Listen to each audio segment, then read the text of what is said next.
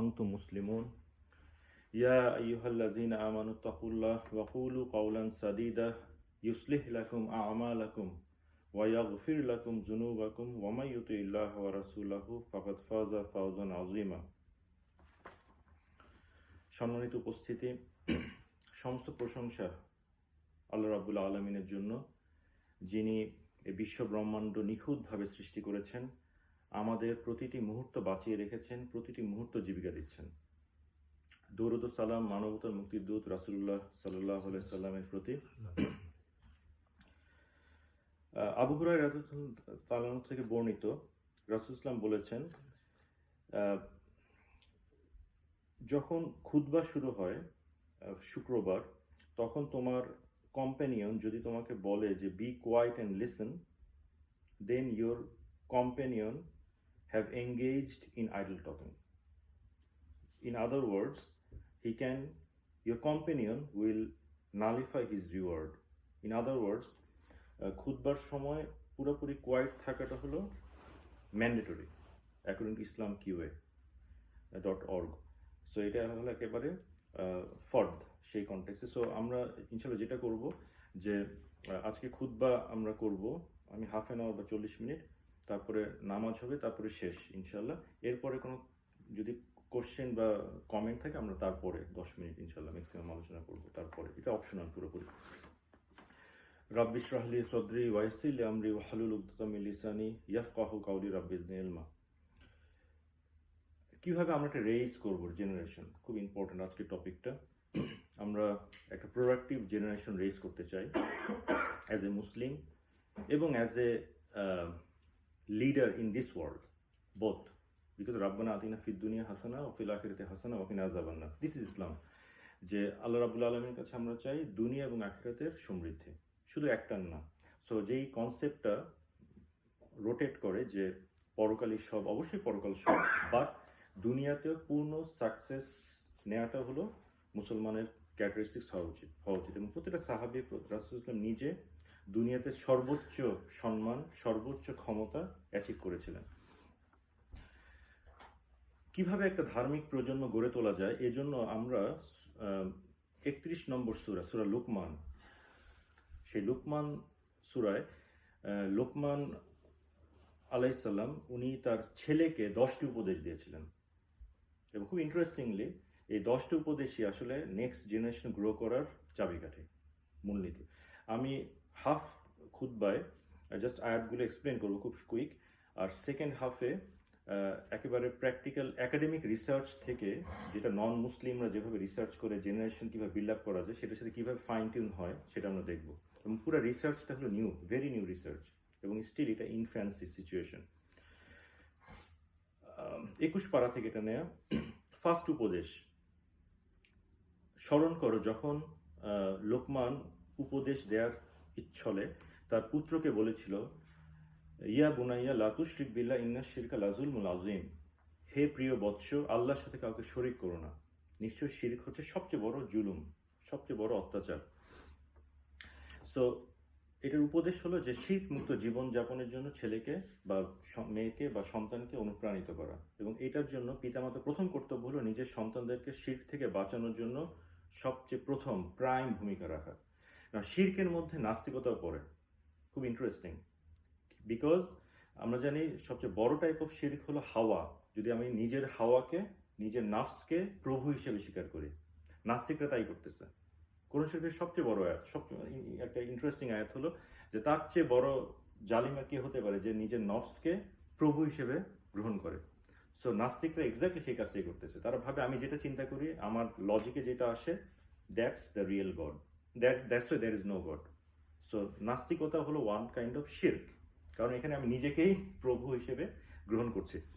So পিতামাতার প্রথম কর্তব্য হলো সন্তানদেরকে নিজের শিরক থেকে বাঁচানোর জন্য আপ্রাণ চেষ্টা করা, বিকজ এইটা যদি ইনভ্যালিড হয়, বাকি যাই থাকুক, he is zero, he or she is zero completely. So এটা হলো ফার্স্ট টার্গেট। সেকেন্ড উপদেশ, মাতা পিতার প্রতি সদাচরণ। সো ইমিডিয়েটলি শিরকের পরে যে কোয়ালিটিটা, সেটা হলো মাতা পিতার প্রতি সদাচরণ। আমরা মানুষকে, আল্লাহ রাব্বুল আলামিন বলছেন, আমরা মানুষকে তার পিতা মাতার প্রতি সদাচরণের নির্দেশ দিয়েছি। মা সন্তানকে কষ্টের পর কষ্ট বরণ করে গর্ভে ধারণ করেছেন, এবং তার দুধ ছাড়ানো হয় 2 বছরে। সুতরাং আমার প্রতি এবং তোমার পিতামাতার প্রতি কৃতজ্ঞ হও, প্রত্যাবর্তন তো আমার নিকটেই। আর তোমার পিতামাতা যদি তোমাকে আমার সাথে শিরক করার জন্য পীড়াপিড়ি করে, যে বিষয়ে তোমার কোনো জ্ঞান নেই, তাহলে তুমি তাদের কথা মেনো না। তবে দুনিয়াতে তাদের সাথে বসবাস করো, সদ্ভাব রাখো এবং যে আমার অভিমুখী হয়েছে তার পথ অনুসরণ করো। তারপর তোমাদের ফিরে আসা আমার কাছেই, তখন তোমরা যা করতে সেই বিষয়ে তোমাদেরকে অবহিত করব। এখানে খুব ইন্টারেস্টিং একটা ফ্যাক্ট হলো, অনেকগুলো আয়াত একসাথে আসছে পিতামাতা সম্পর্কে, বাট সবগুলো স্টেটমেন্ট আমরা দেখবো 10টা উপদেশ, 9টা উপদেশেই বলা হয়েছে ইয়া বুনাইয়া, অর্থাৎ হে বৎস, এক্সেপ্ট এখানে। এটা হলো মিরাকল অফ কোরআন। সো এখানে যেটা বলা হয়েছে যে আমরা, সো ইটস ইন্টারেস্টিং যে সবসময় বলা হচ্ছে হে বৎস হে বৎস, হঠাৎ বলা হচ্ছে আমরা, অর্থাৎ আল্লাহ ইজ জাস্ট টেক ওভার করতেছে এখানে। আল্লাহ সরাসরি বলতেছেন আমরা তোমাকে আদেশ দিচ্ছি। গ্রামাটিক্যাল অ্যানালাইসিস অনুযায়ী সবগুলো উপদেশে কর্তা লোকমান থাকলেও এই বাক্যে কর্তা স্বয়ং আল্লাহ তাআলা নিজে। এই স্টেটমেন্টে আল্লাহ তাআলা স্বয়ং কর্তা, অর্থাৎ অতীব গুরুত্বপূর্ণ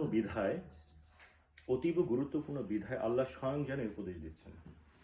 ওকে, পিতামাতার অধিকার আদায়ের ক্ষেত্রে মাকে সবচেয়ে বেশি অগ্রাধিকার দিতে হবে। আমরা জানি 3 বার মা, তারপরে সন্তান। তবে পিতামাতা যদি অংশীদারিত্ব স্থাপনে আদেশ করে, সাপোজ অন্য ধর্মের সে, তাকে প্রেশার দিচ্ছে যে না আমার ধর্মেই থাকতে হবে, তবে আল্লাহ নির্দেশ হলো তাদের কথা না মানা। তবে পার্থিব কাজকর্ম যেমন শারীরিক সেবা যত্ন, ধন সম্পদ ব্যয়, যেমন ধন সম্পদ ব্যয়ের ক্ষেত্রে বলা হয়েছে যে পিতাকে বলা হয়েছে যে সন্তানের সম্পদ তোমার সম্পদ, সন্তানের সম্পদ তোমার সম্পদ। সো বাট এই কনসেপ্ট আমাদের নাই, কিন্তু হাদিস, সহি হাদিস, যে পিতার সন্তানের সম্পদ কিন্তু পিতার সম্পদ। সো পিতা can ask for any money according to fiqh, which is completely unknown to most Muslims. Okay, that's why পিতামাতার জন্য খরচ করা এটা তাদের হক। খুব ইন্টারেস্টিং একটা পয়েন্ট।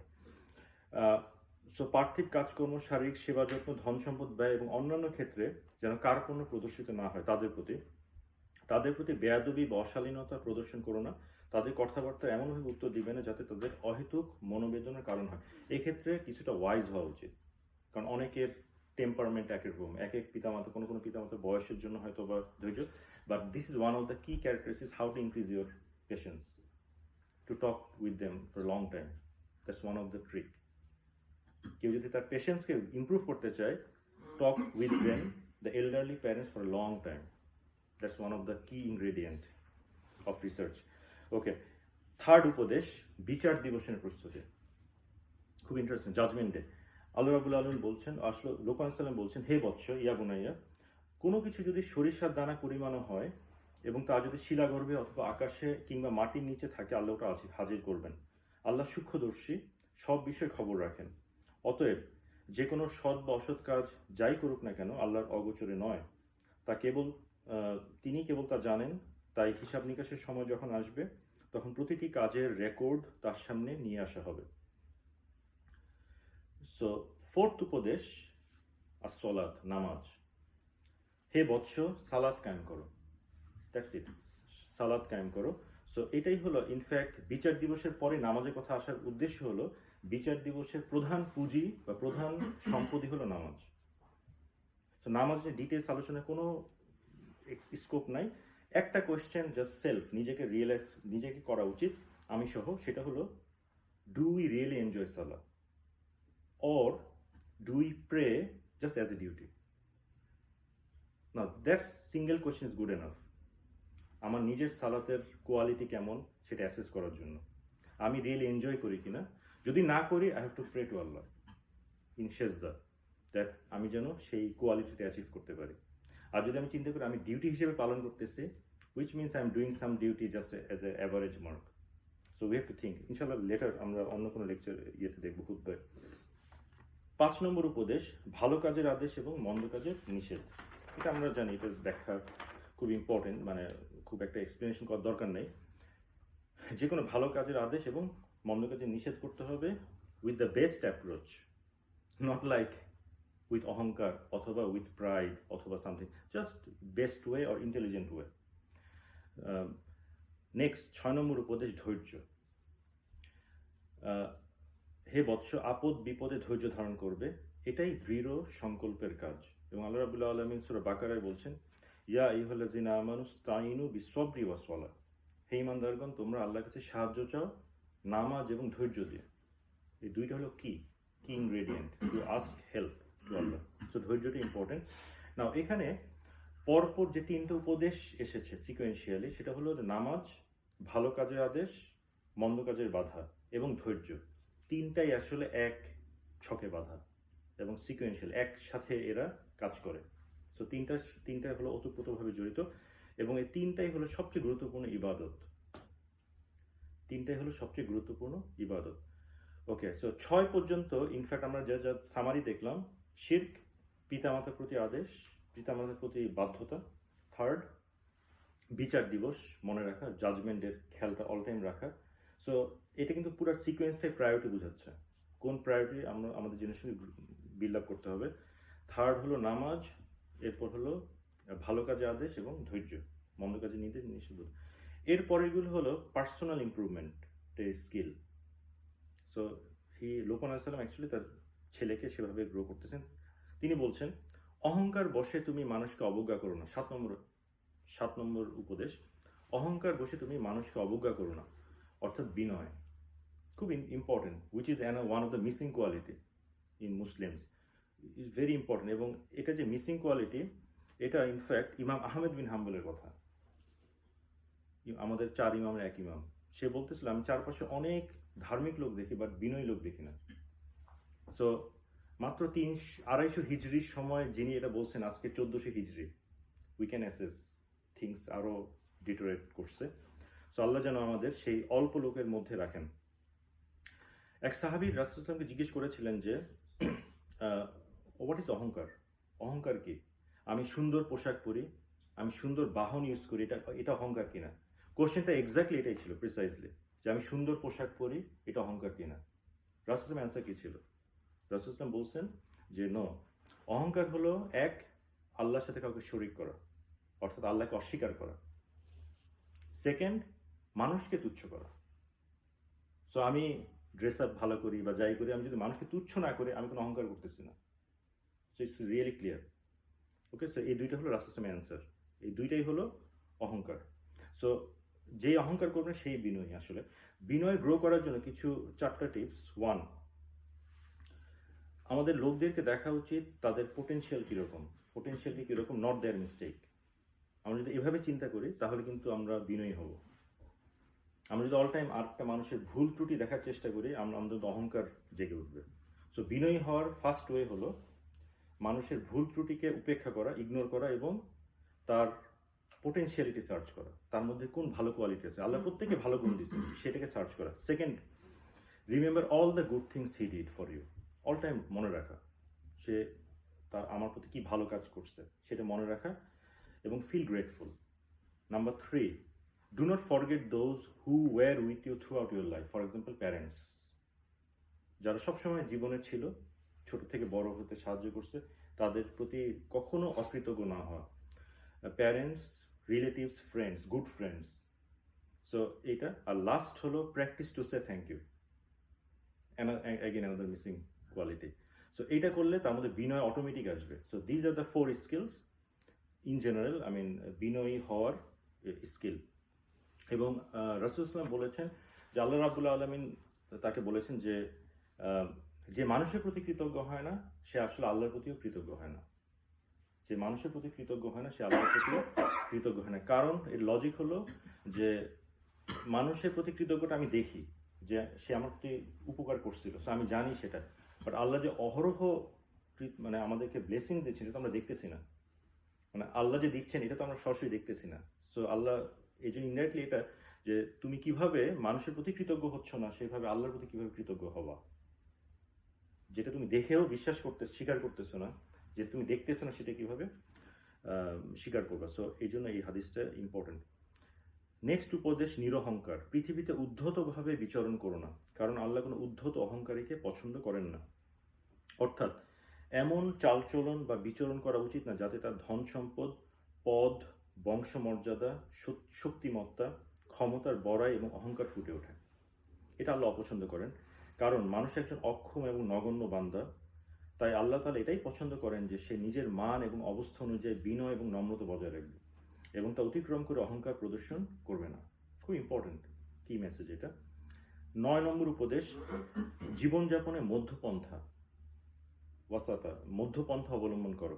আর তুমি তোমার চলার ক্ষেত্রে মধ্যপন্থা অবলম্বন করো, অর্থাৎ দৌড়ঝাঁপ সহ না চলা, অথবা যা সভ্যতা বা শালীনতার পরিপন্থী, আবার অত্যাধিক মন্থর গতিতে মানুষকে দেখানোর জন্য চলা, যাতে তার গর্বস্ফীতি বা আত্মাভিমানীদের অভ্যাস ফুটে ওঠে, যাতে অন্যান্য মানুষের চাইতে নিজের অসার কৌলিন্য এবং শ্রেষ্ঠত্ব দেখাতে চায় ইনডাইরেক্টলি।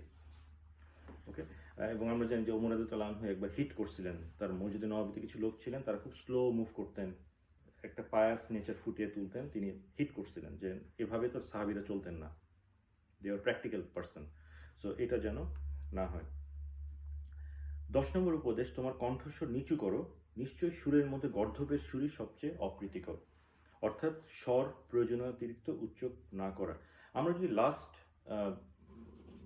4টা গুণ আবার রিভাইজ করি, এক হলো বিনয়, নিরহংকার, জীবনযাপনে মধ্যপন্থা এবং নিজের কণ্ঠস্বরকে নিচু রাখা। তো পুরোটাই পোলাইটনেস তুলে ধরছে। সো এটার একটা শিক্ষা হলো যে অনেকে মেকি ইমানের জোশে, জাস্ট কাইন্ড অফ মেকি ইমানের জোশে এই 4টি গুণ না মানার কারণে, খুব ইম্পর্টেন্ট থিং টু পন্ডার, অনেক গুনাহগার লোক অথবা কাফের যারা বা নাস্তিক তাদের সাথে খারাপ আচরণ করে। খুব ইন্টারেস্টিং, অনেকে মেকি ইমানের জোশে এই 4টি গুণ না মানার কারণে অনেক গুনাহগার অথবা নাস্তিক অথবা কুফর লোকদের সাথে খারাপ আচরণ করে। অনেক সময় যারা নামাজ পড়ে না তাদেরকে বলেই দেয় তুমি তো কখনো জাহান্নামে যাবে না, এভাবে অনেক কমেন্ট করে। সো এটা ইনফ্যাক্ট একটা ফলস সেন্স অফ পাইটি, কারণ এই 4টা গুণ কমপ্লিটলি ইগনোর সেক্ষেত্রে। সো এটাও একটা ডিজিজ আমাদের, যখন মানুষ একটু ইসলামে কাজ করতে থাকে তখন এই বিনয়টা চলে যায় অনেক ক্ষেত্রে। সো এইটা যেন ইনশাল্লাহ না হয়। এবং সমস্যা হলো এতে গুনাহগার বা বিধর্মীরা ইসলাম থেকে আরো দূরে সরে যাবে। ইট উইল হ্যাপেন, তারা আরো বেশি দূরে সরে যাবে। সো এরূপ অহংকারী অনুভূতি আরো বড় মাপের গুনাহ, এরূপ অহংকারী অনুভূতি আরো বড় মাপের গুনাহ। ওয়া মা তৌফিক ইল্লা বিল্লাহ ওয়া আলহামদুলিল্লাহ।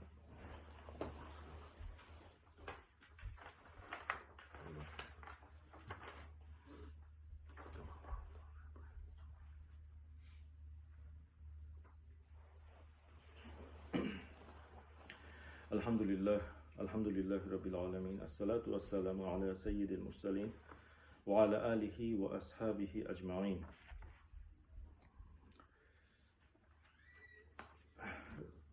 রাসূলুল্লাহ সাল্লাল্লাহু আলাইহি ওয়াসাল্লামের একটা ড্রিম ছিল, আমরা এতক্ষণ যে আলোচনা করলাম সেই ড্রিমটা হলো যে তার একটা উইশ। ইন্টারেস্টিং, রাসূলুল্লাহ সাল্লাল্লাহু আলাইহি ওয়াসাল্লাম প্রতিটা উইশ ফুলফিল হয়েছে পৃথিবীতে অথবা পরকালে হবে। বাট দ্যাট উইশ ওয়াজ, তিনি সাহাবীদেরকে বলেছিলেন যে আমি ইচ্ছা করি, আমার একটা উইশ ছিল যে আমি নফল নামাজ পড়ব, আমার মা বেঁচে থাকবে, আরেক রুম থেকে আমার মা আমাকে ডাকবে, আমি নফল নামাজটা ভেঙে মায়ের কাছে যাব, তার পায়ের কাছে বসে বলবো মা তোমার কিছু লাগবে কিনা। খুব ইন্টারেস্টিং, যেই মানুষটা 6 বছর বয়সে এতিম হলো তার ছিল এটা ড্রিম। সো এইটাও ইন্ডিকেট করে আমাদের পিতামাতার প্রতি আমাদের কি আচরণটা হওয়া উচিত, কীরকম অনুভূতি থাকা উচিত। The best person of this planet, তার এরকম একটা উইশ ছিল। সো এটাই আসলে ফুটে ওঠে। আচ্ছা, এখন to be successful and to raise a successful generation, successful in the sense of worldly sense, এই পৃথিবীর কনটেক্সটে আমরা চাই আমাদের জেনারেশন সেভাবে বড় হোক, এটা আমরা সবাই চাই। নাও ইন জেনারেল মানুষ যে জিনিসটা সার্চ করে যে তার জেনারেশনদের ফুটিয়ে তোলার জন্য, সেটা হলো ইন্টেলিজেন্স অর আইকিউ। ওকে, আমি চাই আমার জেনারেশন অনেক হাই আইকিউ অ্যাচিভ করুক, এটা হলো in general principle. Okay, now in 1990s Daniel Goleman, one of the key leadership motivation speaker, সে বলছেন যে in fact to be successful in job, in any profession, to be successful in any profession, IQ is not mandatory. 20% IQ এবং 80% emotional intelligence. Now this is one of the key term. Emotional intelligence is important. এবং কারোর যদি emotional intelligence অনেক বেশি হয়, he will be successful. It doesn't matter whatever IQ he has, whatever talent he has. Talent doesn't matter. What is emotional intelligence? Emotional intelligence allows to judge situation and behave appropriately. That's it. Is to judge a situation and behave appropriately. So, for example, one of the colleague is behaving in a problematic way. So, আমার তার সাথে তার ইমোশনকে use করে আমার সেরকম emotion use করতে, ধৈর্য ধারণ করে তার সাথে আচরণ করে তাকে আমার বন্ধু বানিয়ে নিতে হবে। That's call emotional intelligence. অনেক ট্যালেন্টেড পার্সন এটা করতে পারে না।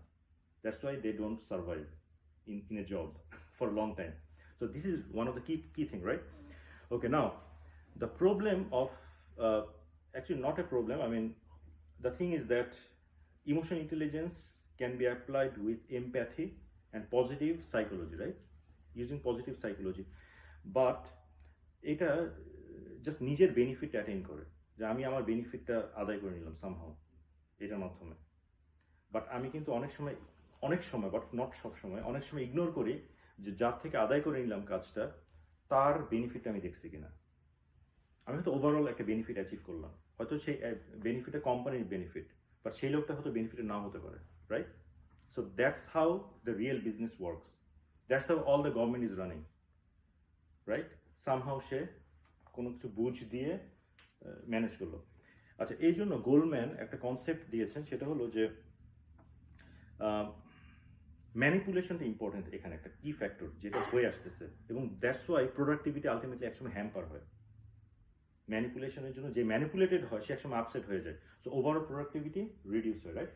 সো আমাদের আর থার্ড জিনিস দরকার যেটা এই জিনিসটাকেও মেনটেন করবে, অর্থাৎ ম্যানিপুলেশন হবে না। সো সেই জিনিসটা হলো যে সিনসিয়ারিটি থাকবে, অর্থাৎ আমি যখন অ্যাডভাইস দিচ্ছি তার মধ্যে সিনসিয়ারিটি থাকবে, তার মাঝে ইন্টিগ্রিটি থাকবে, এবং সেটা ম্যানিপুলেটিভ হবে না। সো এই পুরো অবজেক্টিভটা হলো higher visionary intellect but higher visionary dream and more sacrifice oriented একটা অ্যাটিটিউড, রাইট? এবং এটার নাম হলো spiritual intelligence. So this is proposed by Western philosopher, not Islam. Okay, so spiritual intelligence holo Goldman boltechen je this is part of emotional intelligence. So you can achieve the same reward but with more happiness, because in real life happiness we cannot see. Even most of the cases happiness is actually absent. Although they are rich, they are successful, but they are not happy. So how to attain happiness? By spiritual intelligence. All this come from the research. Now one of the research came, Michael, he is a Canadian neuropsychologist, Ramachandran, US neurologist, Olf, Australian neurologist, এবং terrace, Harvard neurologist. চারজন মিলে একটা research করেছে just 5 বছর আগে। তারা দেখছেন যে মানুষ এক একটা কাজের জন্য তার নিউরনের এক একটা অংশ লাইট আপ হয়। মানুষের একটা কাজ, ফর এক্সাম্পল, মানুষ যখন ম্যাথমেটিক্যাল ক্যালকুলেশন করে তখন নিউরনের একটা পোর্শন লাইট আপ হয়, এক্সাইটেড হয়, বা ইলেকট্রন এমিট হয়। আবার যখন সে সোশ্যাল কথা বলে, কাজ করে, তখন আরেকটা অংশ এমিট হয়। এক্সেপ্ট ভ্যালু, যখন মানুষ ভ্যালু নিয়ে চিন্তা করে, রিয়েলি অনেস্টলি আমি আরেকটা মানুষের উপকারের জন্য চিন্তা করতেছি অনেস্টলি, অথবা আমি আরেকজনকে উপকার করতেছি বা সেই বিষয়ে আমি সিনসিয়ারলি চিন্তা করতেছি, so all the moral values ব্রেনের একটা পার্টিকুলার পোর্শন এক্সাইটেড হয়। That's it. এটা হলো এই 4টা লোকের রিসার্চ, এবং এই জিনিসটার নাম হলো god spot. It's nothing with god, it's only with moral values, right? So তারা এই রিসার্চে বের করছেন যে এই মোরাল ভ্যালুজটা ভেরি ইম্পর্টেন্ট। সো এই মোরাল ভ্যালুজের সাথে তারা দেখছে যে spiritual intelligence connected completely. Okay, now another research that's after that, Dana, Johar, Cindy and Amy, এই সবই হলো সোশ্যাল সায়েন্স বা সাইকোলজি রিসার্চ। ওকে, তারা বের করছে, খুব ইন্টারেস্টিং, যে idea of one God, 6 pillar of ইমান, এটা কিন্তু সব non Muslim, right? And 5 pillar of Islam, এটাকে তার নাম দিচ্ছে 165 প্রিন্সিপাল। এবং তারা বলছে যে 165 প্রিন্সিপাল যদি আমি ইমোশনাল ইন্টেলিজেন্সে অ্যাপ্লাই করি, দেন I can behave with wisdom and compassion. So compassion আগে ছিল না, right? I can behave with wisdom and compassion to maintain inner and outer peace. Okay, so all these are just recent research from non-Islamic point of view. Okay, so এই হলো overall objective. অথচ এই পুরো জিনিসগুলো এই সূরা লোকমানে আমরা যে 10টা কোয়ালিটি দেখলাম, ফুল এই জিনিসটাই রিফ্লেক্ট করা হয়েছে। বিশেষ করে শেষ 6টা দিন, বিনয়, নিরহংকার এবং অন্যান্য কোয়ালিটি কে যদি অ্যাচিভ করে, আমি পুরোপুরি স্পিরিচুয়াল ইন্টেলিজেন্সটা অ্যাচিভ করতে পারি। সো এটাই হলো মানে ওয়েস্টার্ন রিসার্চ বলতেছে যে এভাবেই আসলে ইসলামের সাথে একটা ফুল কানেক্টিভিটি সম্ভব। সো তার ইসলামকে নিয়ে আসে নাই, but as a Muslim we should know how the Western philosophers are trying to improve their workforce. To improve their workforce, তারা spiritual intelligence component নিয়ে আসছে, in addition to emotional intelligence. Okay? এবং এটা পুরোপুরি ইনফ্যান্সি একটা research. এই রিসার্চটা একেবারে fundamental ফেজে। এই জিনিসটা আমি মাত্র 3টা রিসার্চ পেপারের উদাহরণ দিলাম, 2টা রিসার্চ পেপার উদাহরণ দিলাম। আরেকটা research paper Dan pink, similar research, আমরা সেদিকে গেলাম না। বাট এই রিসার্চ পেপার অনুযায়ী এই জিনিসটা। সো এই রিসার্চগুলো দেখাচ্ছে যে spiritual intelligence can produce the most productive generation for this world, most productive generation for this world and of course for the hair after. We simply skip the hair after portion, for this world. এই মেসেজটা আমাদের জেনারেশনে জানা দরকার, এই মেসেজটা আমাদের generation জানা দরকার, এবং এই মেসেজটা আমাদের জেনারেশন নন মুসলিম ফ্রেন্ডদের সাথে ইজিলি কমিউনিকেট করতে পারবে। This is what our religion is talking about, and we fail to represent Islam in this way, right? Pure research ওয়েতেই আসলে আমরা এই কম্পোনেন্টগুলো ডিরাইভ করতে পারি। And he will be very confident in job, business and social welfare. Goldman, Daniel Goldman একই philosophy দিয়েছেন, এই মেসেজটা দিয়েছেন, তার মেসেজটা উল্লেখ করলাম। And they really contribute to the society. It's not like $65 billion থেকে আমি $1 million খরচ করলাম, right? That happens, and আমরা মনে করি এটাই একটা বিরাট কন্ট্রিবিউশন। মেবি কমপ্লিটলি সেখানে স্পিরিচুয়াল ইন্টেলিজেন্স অ্যাবসেন্ট, কারণ স্পিরিচুয়াল ইন্টেলিজেন্স থাকলে সে এত কম ডোনেট করতো না। 2.5% হলেও তো অনেক হওয়ার কথা। Anyway, so this is Islam. We have to tell that to the West, and that's why রাসূল সাল্লাল্লাহু আলাইহি ওয়াসাল্লাম বলেছেন যে তোমাদের মধ্যে সবচেয়ে উত্তম সে ব্যক্তি যার চরিত্র সর্বোত্তম। তোমাদের মধ্যে সবচেয়ে উত্তম সে ব্যক্তি যার চরিত্র সর্বোত্তম, এবং সর্বোত্তম চরিত্রই তার স্পিরিচুয়াল ইন্টেলিজেন্স গ্রো করে, বিল্ড করে। Everything is connected.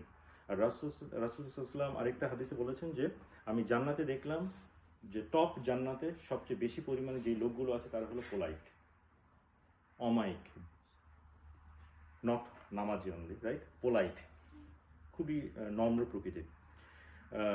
রব্বানা আতিনা ফিদ দুনিয়া হাসানা ওয়া ফিল আখিরাতি হাসানাতাও ওয়া কিনা আযাবান নার। আই থিঙ্ক এই একটা মোটামুটি ফুটে উঠেছে এই আলোচনায়। ইন্নাল্লাহা ওয়া মালাইকাতাহু ইউসাল্লুনা আলান নবী ইয়া আইয়ুহাল্লাযীনা আমানু সাল্লু আলাইহি ওয়া সাল্লিমু তাসলিমা। আল্লাহুম্মা সাল্লি আলা মুহাম্মাদ ওয়া আলা আলি মুহাম্মাদ কামা সাল্লাইতা আলা ইব্রাহিম ওয়া আলা আলি ইব্রাহিম ইন্নাকা হামিদুম মাজিদ। اللهم بارك على محمد وعلى آل محمد كما باركت على إبراهيم وعلى آل إبراهيم إنك حميد مجيد. ربنا آتنا في الدنيا حسنة وفي الآخرة حسنة وقنا عذاب النار. رب ارحمهما كما ربياني صغيرا. ربنا هب لنا من أزواجنا ذرياتنا قرة أعين واجعلنا للمتقين إماما. ربنا لا تزغ قلوبنا بعد إذ هديتنا وهب لنا من لدنك الرحمة إنك أنت الوهاب. سبحان ربك رب العزة عما يصفون وسلام على المرسلين والحمد لله رب العالمين. আকিমুস সালাহ।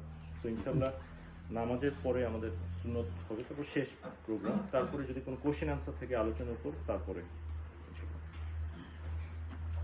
আল্লাহু আকবার, আল্লাহু আকবার, আল্লাহু আকবার, আল্লাহু আকবার, আশহাদু আল্লা ইলাহা ইল্লাল্লাহ, আশহাদু আল্লা ইলাহা ইল্লাল্লাহ, আশহাদু আন্না মুহাম্মাদার রাসূলুল্লাহ, আশহাদু আন্না মুহাম্মাদার রাসূলুল্লাহ। حي على الصلاة، حي على الصلاة، حي على الصلاة، حي على الصلاة، قد قامت الصلاة، قد قامت الصلاة. الله أكبر.